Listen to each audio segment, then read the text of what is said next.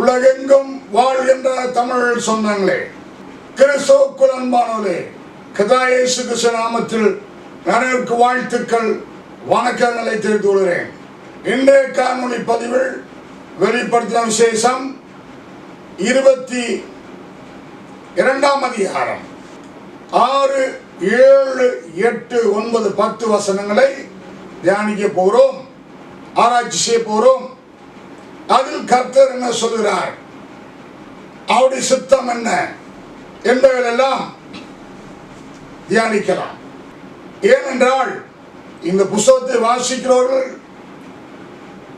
அதை கேட்கிறவர்கள், அதன்படி நடக்கிறவர்கள், செய்கிறவர்கள் பாக்கியவான்கள் என்று பரிசுத்த வேதாகமத்தில் உள்ள 66 புத்தகங்களில் இந்த வெளிப்பாடு புத்தகத்துக்கு மட்டுமே அப்படி சொல்லப்பட்டிருக்கிறது.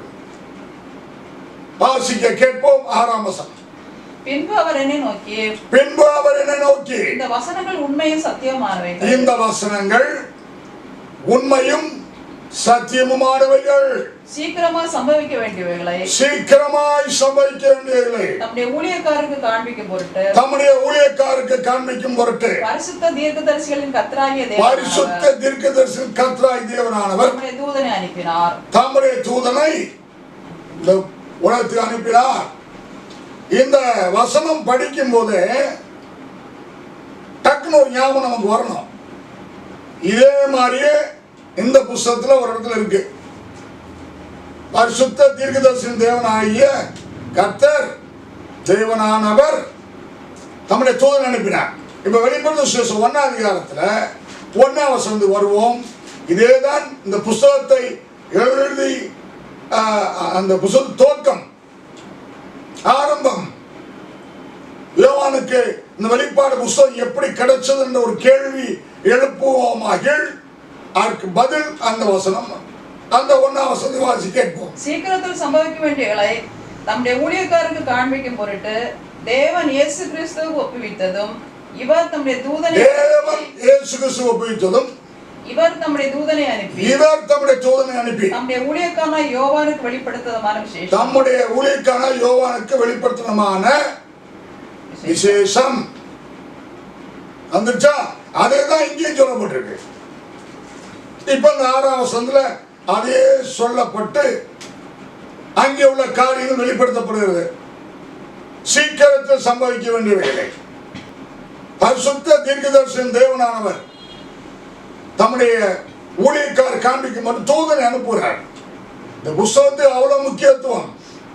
அடுத்த வசனம் வாசி கேட்போம். இதோ சீக்கிரமாய் வருகிறேன். இந்த புத்தகத்துள்ள தீர்க்கதரிசன வசனங்களை கைக்கொள்கிறவன் பாக்கியவான் என்றார். யோவானாகிய நானே இவைகளை கண்டும் கேட்டும் இருந்தேன். நான் கேட்டு கண்டபோது இவைகளை காண்பித்த தூதனை வணங்கும்படி அவன் பாதத்தில் விழுந்தேன். அதற்கு அவன் நீ இப்படி செய்யாதபடிக்கு பார், உன்னோடும் உன் சகோதரரோடும் தீர்க்கதரிசிகளோடும் இந்த வேதாகமத்தில் கூறப்பட்டுள்ள தீர்க்கதரிசிகளோடும் இந்த புத்தகத்தின் வசனங்களை கைக்கொள்ளுரோடு கூட நானும் ஒரு ஊழியக்காரன் தேவனை தொழுதுகொள் என்றார். பின்னும் அவர் என்னை நோக்கி இந்த புத்தகத்துல தீர்க்கதரிசன வசனங்களை முத்திரை போட வேண்டாம், காலம் சமீபமா இருக்கிறது. இந்த வசனத்தை வாசிக்கும் போது நமக்கு ஒரு ஞாபகம் வரணும். என்ன வரணும்? இந்த வெளிப்பாடு புத்தகம் யோவானுக்கு வெளிப்படுத்தினது போல தானியேலுக்கு வெளிப்படுத்துகிறார். ஒரு 25% இந்த வெளிப்பாடு புத்தகத்தில் சம்பந்தப்பட்டுள்ள அடியொற்றி வருகின்ற தொடர்பு படுத்தப்பட்டுள்ள காரியங்கள் தானியேல் தீர்க்கதரிசிக்கு தேவன் வெளிப்படுத்தினார். தானியேல் 12ஆம் அதிகாரம் 9ஆம் வசனத்தை வாசிக்க கேட்போம். அதற்கு அவன் தானியேலே தூதன், இங்கே யோவானுக்கு தூதன் வெளிப்படுத்தினார். வெளிப்படுத்தி அவருக்கு எடுத்து காண்பித்து விவரித்து காண்பித்து எழுது என்றார். அதே தூதன் அங்கேயும் தானியேலுக்கு அப்படி சொன்ன என்ன சொன்னாரு பாப்போம், வாசி கேட்போம். நான் இதை கேட்டு முதன் பொருளை அறியவில்லை, சரி, ஆகையால் என் ஆண்டவனே இவர்களின் முடிவு என்னவா இருக்கும் என்று கேட்டேன். அதற்கு அவன், தானியேலே போகலாம், இந்த வார்த்தைகளின் முடிவு காலம் மட்டும் புதை பொருளாக வைக்கப்பட்டு முத்திரிக்கப்பட்டும் இருக்கும். தானியேல் புத்தகத்துல அந்த தூதன் தானியேலுக்கு என்ன சொல்கிறார்? அவருக்கு நல்லா தெரிஞ்சு போச்சு, நமக்கு கொஞ்சம் தான் கிடைச்சிருக்கு, இன்னும் எவ்வளவோ காரியங்கள் இருக்கு, அந்த முடிவு என்னமாக மாறும், எப்படி இருக்கும் என்பதை அறிய தானியேல் விரும்பினார். ஆனால் தூதன் சொல்கிறார், இல்ல, நீ போகலாம், இந்த புஸ்தகம் முடிவு காலம் வரைக்கும் புதை பொருளாக வைத்து முத்திரை போடப்பட்டிருக்கும், நீ முத்திரை போடுன்னு சொல்றார். மறுபடியும் அந்த 9 கேட்போம். அதற்கு அவன், தானியேலே போகலாம், இந்த வார்த்தையில முடிவு காலம் மட்டும் புதை பொருளாக வைக்கப்பட்டோம். இந்த வார்த்தைகள் வெளிப்படுத்தின புஸ்தகத்துல சம்பந்தம் உள்ள பைபிள்ல 2 பேருக்கு தான் மறைபொருளை தேவன் வெளிப்படுத்துகிறார். மற்ற எல்லாருக்கும் ரகசியங்களை வெளிப்படுத்துகிறார். இவர்களுக்கோ மறைபொருள், பிற்காலத்தில் நடக்கக்கூடிய, உலகத்தின் முடிவில் வரக்கூடிய, உலகத்தின் முடிவில் நடக்கக்கூடிய காரியங்களை துல்லியமாக தெளிவாக இந்த 2 பழைய ஏற்பாட்டில் தானியேல் தீர்க்கதரிசிக்கும் புதிய ஏற்பாட்டில் இயேசுவினுடைய சீடனாய் யோவானுக்கும், பழைய ஏற்பாட்டில் தானியேலை பார்த்து தேவன் சொல்றார், நீ எனக்கு பிரியமான புருஷன், அன்பானவன். புதிய ஏற்பாட்டில் யோவானை பற்றி சொல்கிறார், நீ எனக்கு மிகவும் அன்பான சீசன். அப்ப யாருக்கெல்லாம் தேவன் அன்பா இருக்கிறாரோ அவர்களுக்கு தான் மறைபொருளை கொடுப்பார் என்பது சத்தியம். இந்த 2 புத்தகத்தில் காரியங்களை, சம்பவங்களை சத்திய ஆவியின் அபிஷேகத்தினால், நான் இன்று எடுத்துரைப்பதனால், விளக்கம் கொடுப்பதனால், பிரசங்கிப்பதனால் என்னையும் கொஞ்சம் ஆண்டவர் என் மீதும் அன்பா இருக்கிறார், என்னையும் நேசிக்கிறார் என்று நான் அறிவேன். காரணம், நான் கொடுக்கக்கூடிய இந்த சத்தியங்கள் வெளிப்பாடுகளே அவைகளை சாட்சியாக இருக்கிறது. பழைய ஏற்பாட்டில் அந்த புத்தகத்தை முத்திரை போடு என்று சொன்ன இந்த தூதன் புதிய ஏற்பாட்டில் யோவானுக்கு என்ன சொன்னார்? வாசி கேட்போம். மறுபடியும் 22ஆம் அதிகாரம் 7ஆம் வசனம். இதோ சீக்கிரமா வருகிறேன், இதோ சீக்கிரமாய் வருகிறேன், இந்த புத்தகத்துல தீர்க்கதரிசன வசனங்களை கைக்கொள்ளும் பாக்கியவான் என்றார். இந்த புத்தகத்துல தீர்க்கதரிசன வசனங்களை கைக்கொள்ளும் பாக்கியவான்.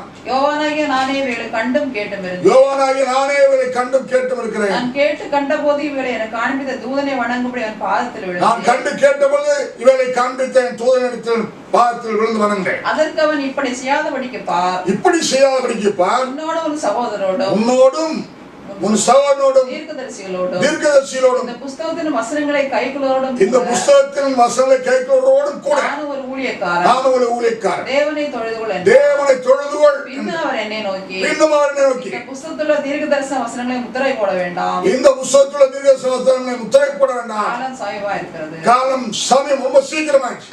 எவ்வளவு அற்புதமா தெளிவா இருக்கு. வெளிப்படுத்த 20ஆம் அதிகாரத்தோட சாத்தான முடி கட்டிடுறாங்க. மிருகம், சொருபம், கள்ளத்தீர்க்கதரிசி, அந்திகிறிஸ்து, சாத்தான் முடிவு உண்டாயிடுது. அதன் பின்பு தேவனுடைய பரிபூர்ண சித்தம், பிதாவுடைய பரிபூர்ண சித்தம் ஆதியாகமத்தில் வெளிப்படுத்த வரைக்கும் தேவனுடைய பரிபூர்ண சித்தம் எங்கெல்லாம் சொல்லப்பட்டதோ இங்கொன்றும் அங்கொன்றுமாக ஒவ்வொரு புஸ்தகத்திலும் கொஞ்சம் கொஞ்சமாக, பங்கு பங்காக, வகை வகையாக, தொகை தொகையாக எழுதப்பட்ட எல்லாவற்றையும் சேர்த்து வெளிப்படுத்தின விசேஷம் 21ஆம் அதிகாரத்திலும் 22ஆம் அதிகாரத்திலும் தெளிவாக எழுதப்பட்டு நிறைவேற்றப்பட போகின்றன. 20ஆம் அதிகாரத்தோட சாத்தான் முடிவு 21ல பரலோகத்தின் தேவன் இயேசு கிறிஸ்து மூலமாய் 4 சுவிசேஷங்களில் என்ன பிரசவம் பண்ணாரோ அந்த பரலோக ராஜ்யத்தை, தேவனுடைய ராஜ்யத்தை இந்த பூமியில போடுவார். அதுக்கு பேரு மகிமையான பரிசுத்த நாம புதிய எருசலேம். பரலோகத்துக்கு கூட்டிட்டு போவேன்னு சொல்லல, பரலோகத்துக்கு வான்னு சொல்லல, நீ அங்க வருவாய் என்று சொல்லவில்லை. மாறாக வர முடியாது, போக முடியாது, கூட்டிட்டு போக மாட்டேன்னு சொல்லிட்டாரு. இப்ப பல ராஜ்யத்தை அதுக்கு 9 பேர் இருக்குன்னு கடந்த வீடியோ சொன்னேன். இப்ப அந்த பல ராஜ்யத்தை மகிமையான பரிசுத்த நாம புதிய எருசலேம் என்று சொல்லப்பட்டு பரலோகத்தில் இருந்து அது தேவனிடத்தில் நின்று தேவனை விட்டு பரலோகத்தை விட்டு கீழே இறங்கி வந்து பூமியிலே ஸ்தாபிக்கப்பட போகிறது, ஸ்தாபிக்கப்பட போகிறது, ஸ்தாபிக்கப்படுகிறது. அப்படி என்றால் அதற்கு முன்பு இந்த பழைய பூமியெல்லாம் அழிக்கப்பட்டு திருத்தப்பட்டு தேவனுடைய பரிபூர்ண சுத்தம் நிறைவேறும் போது ராஜ்யத்தை போட்டு அந்த ராஜ்யத்தை பிதாவுக்கு ஒப்படைச்ச உடனே இந்த சிங்காசனமால போயிடும். ஒரே சிங்காசனமாய் ஒரே கர்த்தராய் பிதா குமார பரிசுத்தர் ஒன்றாய் இருப்பார்கள். இன்னும் இயேசு சிலுவையிலே மரணத்தை ஜெயித்தார், பாவத்தை ஜெயித்தார், சாத்தானை ஜெயித்தார். ஆனா இன்னும் பல ராஜ்யத்தை ஸ்தாபிக்கப்படவில்லை. இன்னும் நிறைய காரியங்கள் செய்ய வேண்டியிருக்கு. நியாய தீர்ப்பு, சாத்தானை அழிக்க வேண்டிய காரியம், மிருகம் சொர்பம் கலத்திரசி அழிக்கணும், அன்றைக்கு அழிக்கணும், சாத்தானை அழிக்கணும், நியாய தீர்ப்பு கொடுக்கணும், பரிசுத்தவங்களை தனியே சேர்க்கணும், பாவிகளை நரகத்துக்கு தள்ளணும், புதிய பூமியை போடணும், ராஜ்யத்தை ஏற்படுத்தணும். வாசிப்போம். 1 கொரிந்தியர் 15ஆம் அதிகாரம் 22 25 வசனங்கள் மிக தெளிவாக துல்லியமாக இயேசு கிறிஸ்து முழுமையாக செய்து முடிக்க போற காரியத்தை பற்றி போட்டு வாசிப்போம். ஆதாமுக்குள் எல்லாரும் மரிக்கிறது போல, ஆதாமுக்குள் மரணம் வந்து எல்லாரும் மரிக்கிறது போல கிறிஸ்துவுக்குள் எல்லாரும் உயிர்ப்பிக்கப்படுவார்கள். கிறிஸ்துவுக்குள் இயேசு மரித்து உயிர்த்தது போல எல்லாரும் உயிர்ப்பிக்கப்படுவார்கள். அவனவன் தன் தன் வரிசையில உயிர்ப்பிக்கப்படுவான். அப்ப நான் ஏற்கனவே உயிர்த்தல் வரிசை 7 பத்தி பேசியிருக்கேன். அதுல பரிசுத்தம் 7 பத்தி யூடியூப்ல பேசியிருக்கேன், போய் தேடிக்கொள்ளுங்கள், அங்கே பதிவு செய்யப்பட்டிருக்கிறது. அப்ப 7 வரிசை 1 2 3 4 5 6 7 வரிசையில 7 விதமான பரிசுத்தவான்கள் உயிர்ப்பிக்கப்படுவார்கள். அப்புறம் முதல் பலனானவர் கிறிஸ்து, முதல் பலனானவர் கிறிஸ்து, பின்பு அவர் வருகையில் அவருடையவர்கள் உயிர்ப்பிக்கப்படுவார்கள். பின்பு அவருடைய வருகையில் அவருடையவர்கள் உயிர்ப்பிக்கப்படுவார்கள். அதன் பின்பு முடிவு உண்டாகும். இப்பதான் முடிவு வரும். அப்பொழுது அவர் சகல துரைத்தனத்தையும், அப்பொழுது பிசாசுடைய சகல இந்த உலக மக்களுடைய ராஜ்யங்களையும் சகல துரைத்தனங்களையும் சகல அதிகாரத்தையும் வல்லமையும் பரிகரித்து தேவனும் பிதாமா இருக்கிறவருக்கு ராஜ்யத்தை ஒப்பு கொடுப்பார். அந்த செயல் நடக்கல. இயேசு கிறிஸ்து முன்னாடி வந்தது ராஜ்யத்தை ஸ்தாபிப்பதற்கும், பாவத்தை அழித்தொழிப்பதற்கும், மரணத்தை ஜெயிப்பதற்கும், உயிர் தருவதற்கும் தான் வந்தார். இன்னும் அவர் செய்ய வேண்டிய காரியங்கள் நிறைய இருக்கு. அதை பற்றி இந்த வசனங்களை போட்டிருக்கு, வாசித்து முடிப்போம். எல்லா சத்துருக்களையும் தம் பாதத்திற்கு கீழாக்கி போடுவ வரைக்கும் அவர் ஆளுகை செய்ய வேண்டியது. பரிகரிக்கப்படும் கடைசி சத்துரு மரணம். சகலத்தையும் அவருடைய பாதத்திற்கு கீழ்ப்படுத்தினாரே. போதும். இன்னும் இவ்வளவு காரியங்களை இயேசு செய்ய வேண்டியிருக்கு. இதெல்லாம் எதுக்கு? அவருடைய ராஜ்யம் ஸ்தாபிக்கப்பட. இப்போ பூலோகத்துல மகிமையான பரிசுத்தமாய் புதிய அழைக்கப்படுகிற புதிய பூமியில ராஜ்யத்தை போடுவார். அந்த ராஜ்யத்தின் நீளாகலம் 2400 கிலோமீட்டர் நீளாகலம், 144 முழ உயரம். அந்த நகரம் சதுரம், 12 வாசல்கள், 12 விருட்சங்கள், 12 கோத்திர நாமங்கள், அப்போஸ்தல நாமங்கள், 12 சிங்காசனம். அதெல்லாம் 12 சீசனுக்கு. பிரதான சிங்காசனம் இயேசுக்கு. அங்கே 7 விதமான பரிசுத்தவான்கள் இருப்பார்கள். ராஜ்யத்தில் ஸ்தாபிக்கப்பட்ட பின்பு ஜீவ தண்ணீர் நதி ஆட்டி ஊட்டியாக ஒரு சிங்காசனம் புரண்டு வரும். 12 விருட்சங்கள் இருக்கும். கனிகள் மாந்தோறு கொடுக்கும். அதன் இலைகள் ஜனங்கள் ஆரோக்கியமாக ஏதுவாக இருக்கும். அங்கே சாபம் இருக்காது, துன்பம் இருக்காது, நாக்காலம் இருக்காது. கர்த்தரே வெளிச்சமாக இருப்பார் என்று கடந்த வீடியோவில் கேட்டிருப்பீங்க, பேசியிருக்கிறேன். இப்போ பிதாவும் தேவனுக்குமானவருக்கு இது எல்லாத்தையும் உண்டாக்கி முடிச்ச பின்பு பிதாவே, நீர் என்னை இந்த உலகத்தில் அனுப்பின காரியத்தை நான் செய்து முடித்து விட்டேன், பூர்ணமாய் முடித்து விட்டேன். முன்பு மரணத்தை ஜெயித்து போய் வலதுபாசத்தில் விட்டுகிறார், நமக்காக பரிந்து பேசுகிறார். எல்லா பிதாவுடைய முழு சித்தம் நிறைவேறின பின்பு அப்படியே இந்த ராஜ்யத்தை பிதாவுக்கு ஒப்படைச்சு, பிதாவாகிய தேவன் அனுப்பின காரியத்தை செய்து முடித்தவராய் அவரே நித்திய பிதாவாக இந்த பரலோக ராஜ்யத்தை சிங்காசனம் மேல எடுக்கப்பட்டு ஒரே சிங்காசனமாக பரலோகத்தில் இருப்பார். பரலோகமும் பூலோகமும் முழு குடும்பமாக மாறும், ஒரே கண்ட்ரோல்ல வரும். அங்க சூரியன் சந்திரன் வெளிச்சம் தேவையில்லை. போன வீடியோவில் படித்தோம், பதிவு செய்தோம், அதை கேட்டிருப்பீங்க. அங்கே ராக்காலம் இராது, சாபம் இராது, தேவன் வெளிச்சமா இருப்பார். அது வெளிச்சம் கொடுக்க டியூப்லைட்டோ போஸ்டோ மரமோ தேவையில்லை, அவரே வெளிச்சமா இருப்பார். இப்ப வெளிப்பத்தி 22ஆம் அதிகாரம் 10ஆம் வசனம் வாசி. பின்னும் அவர் என்ன நோக்கி இந்த புஸ்தகத்துல தீர்க்கதரிசன வசனங்களை முத்திரை போட இப்ப நான் காண்பிச்ச அந்த புஸ்தகத்தின் தீர்க்க வசனங்கள் எல்லாம் முத்திரை போட வேண்டாம், கால சமீபமா இருக்கிறது அப்படி சொல்லியே இப்போ 2000 வருஷம் தாண்டு.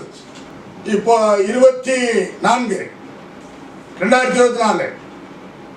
இன்னொரு 36 வருஷம் வச்சு துல்லியமா யோவானுக்கு வெளிப்படுத்தப்பட்டு 2000 வருஷம் சொல்லலாம். ஆனால் இந்த காலகட்டங்களில் நாம் நெருங்கி வந்து விட்டோம், முடிவு காலத்தில் விளிம்புல நிற்கிறோம். ஆகவே இந்த புஸ்தகம், இந்த வெளிப்படுத்த புஸ்தகம் என் வழியாக கர்த்தர் கற்றுக் கொடுத்ததை யூடியூபில் வலைதளத்தில் 1ஆம் அதிகாரம் 1ஆம் வசனத்திலிருந்து 22ஆம் அதிகாரம் 21ஆம் வசனம் வரைக்கும் பதிவு செய்து முடிக்க போகிறோம். இப்பொழுது 10ஆம் வசனம் வந்துக்கிறோம். கேளுங்கள், கர்த்தர் உங்களை ஆசீர்வதிப்பார். ஆமென்.